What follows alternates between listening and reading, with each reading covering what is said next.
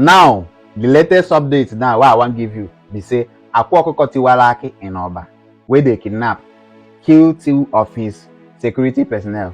He's back. But waiting, I don't know whether they collect ransom, can't release them, or maybe he disappear from them. So waiting they happen now, they say Akwa don't post for him Facebook. Can't they thank God for everything? Say man no be God. If man be God, so things, because I no go talk and here now. But there are 2 things where carry me come. The reason, say people they mock Akwa based on this thing where happen now. I no go blame people where they mock am. Now because of this video now where I go play. Now he make people they mock am.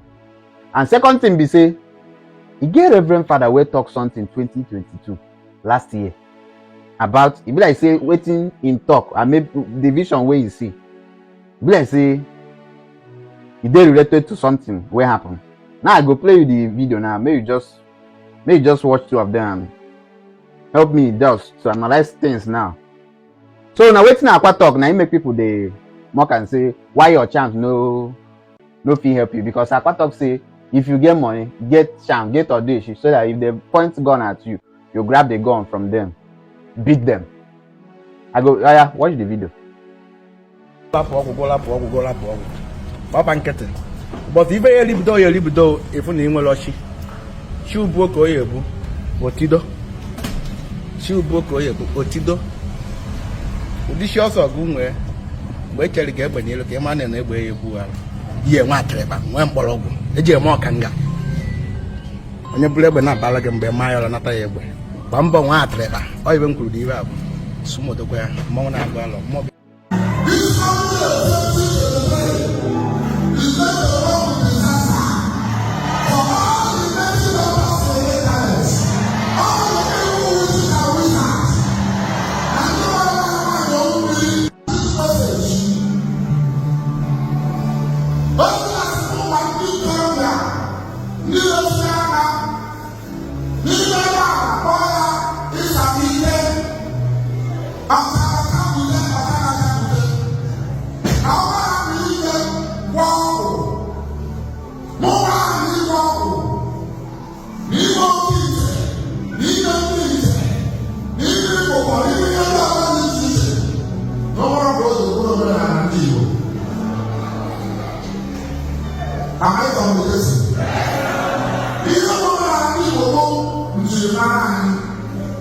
Our culture, our heritage, our identity.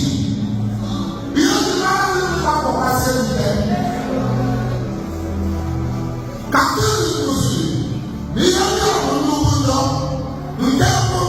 You don't